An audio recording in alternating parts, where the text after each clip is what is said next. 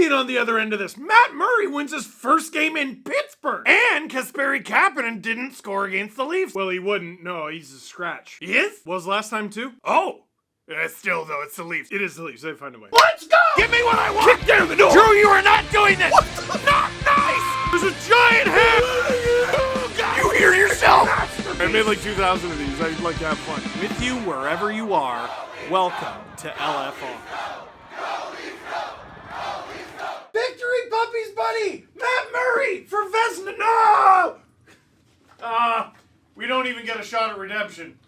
Oh. Well, Matt Murray would have caught it. He's a good boy, though. Leafs win!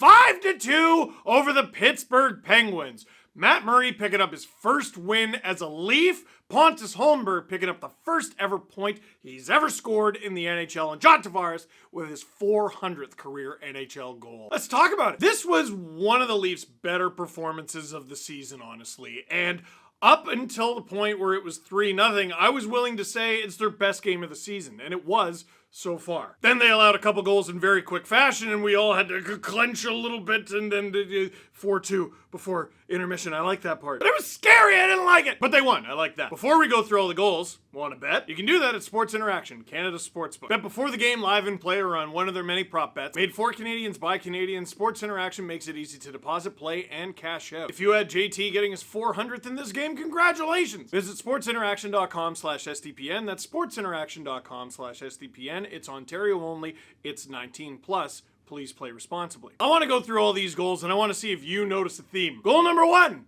Jordie Benn has the puck, which we have recently, and I mean very recently, discovered is great. Isn't this the leafiest thing ever? By the way, we need to define the term leafy. Usually it's used in a negative connotation, like, oh yeah, the Leafs really found a leafy way to lose this game. Like, for example, if Pittsburgh had found a way to come back and tie it off that high sticking call, that wasn't a high stick!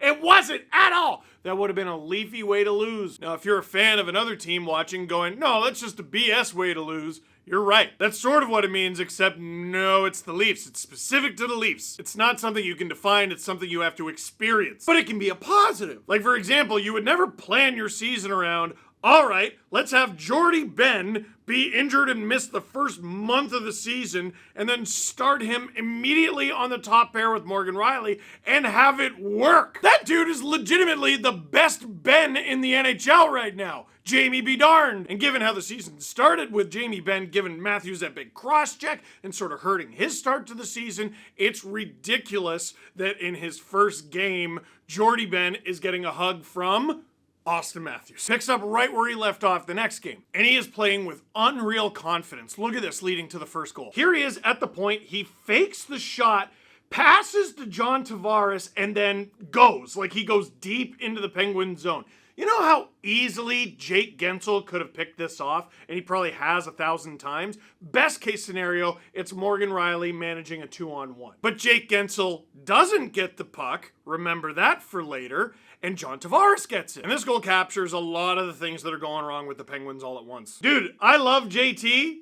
This should not go in. Look where he's shooting from. I don't care how hard or how accurate he shoots it, NHL goaltenders should be able to stop that. But if you look closely, Jeff Petrie is being bullied in front by noted net front presence Mitch Marner. By the time the puck leaves Tavares' stick, this is what it looks like. Crosby's screening, Marner is practically sitting on DeSmith's head, and there's Petrie as well, not to mention the Penguins wear black, which is the same color as a puck. Now, based on where Tavares shoots that from, I don't even know if that registers as a high-danger scoring chance, but it's actually kind of smart identification. He knows DeSmith's screen, he sees the big swath of net that he has to shoot at, so he shoots it. Keep it simple, stupid. 400 career NHL goals for John Tavares. Now, does 400 goals matter? It's a legit question. The answer is an emphatic yes. 400 goals puts John Tavares 107th all-time in NHL goal scoring, but he can rocket up those charts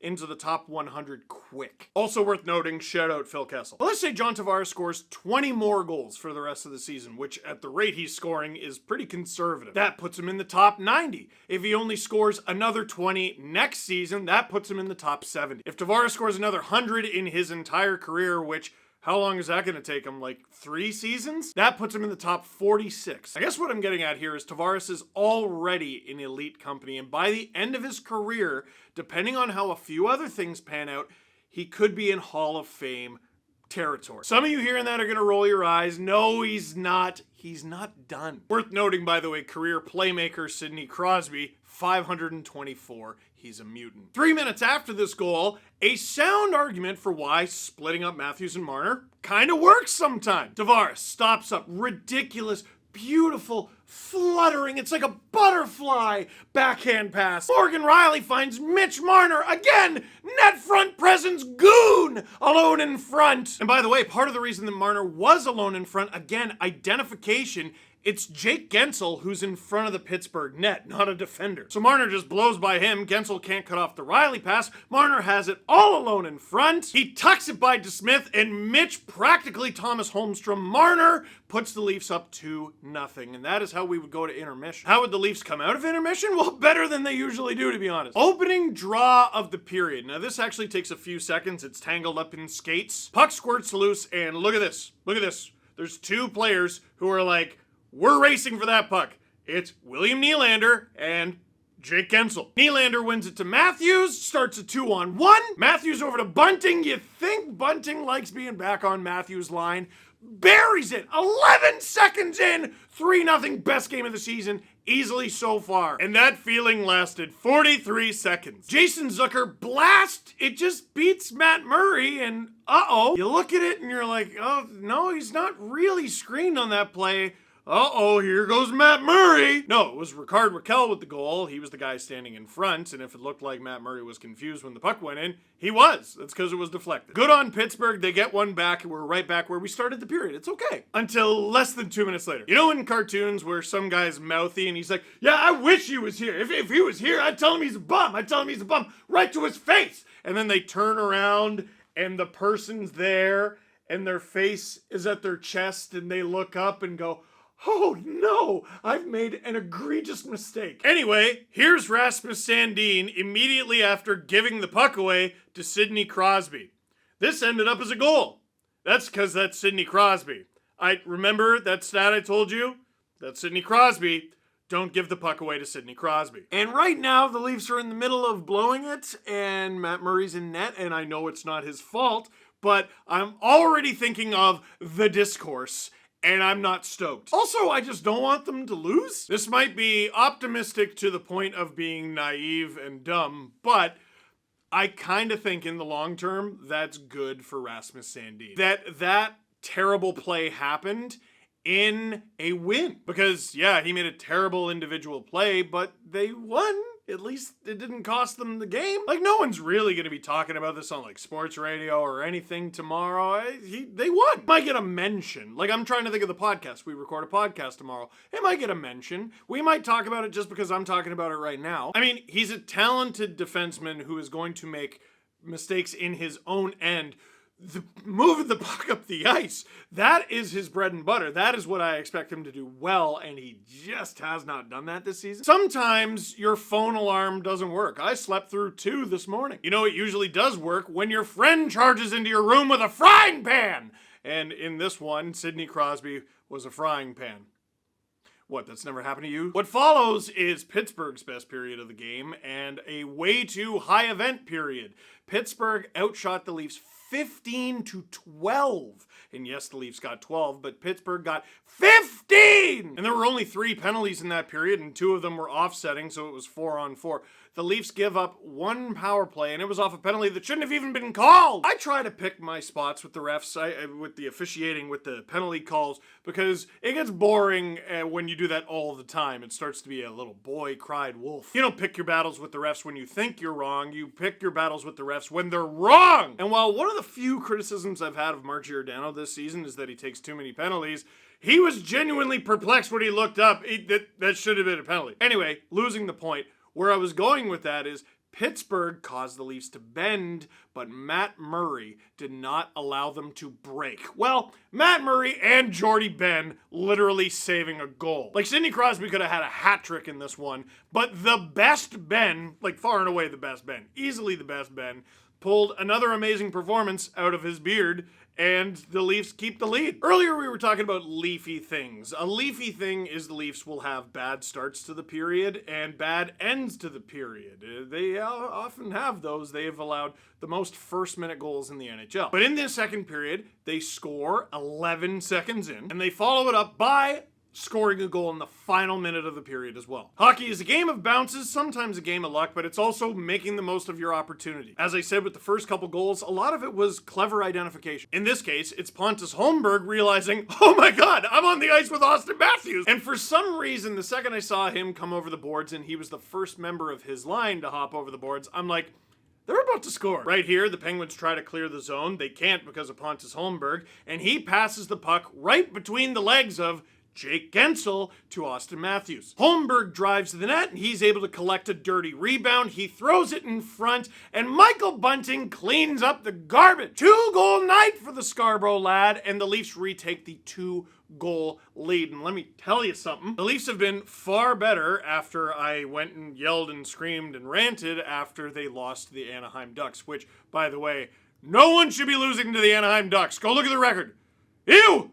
No one should be losing to them. That's why I was upset. But part of the reason I was upset is it felt like the Leafs were going backwards. And I was right. They were. Early last season, Sheldon Keefe called the team out because they were not scoring playoff-style goals. Well, during the Amazon documentary, the Canadian division, they weren't scoring enough playoff-style goals. Early the next season, they get goalied a bunch of times, and they just keep getting goalied. Goalies play so great against them. Goalies play so great against them because the shots they take are wide open. There's no one in front. There's no secondary chances. There's no nothing. Why did the Leafs beat the Pittsburgh Penguins in this one? Because they made the front of the Pittsburgh Penguins net a miserable place to be. Look at this. Look at that. This is what it takes.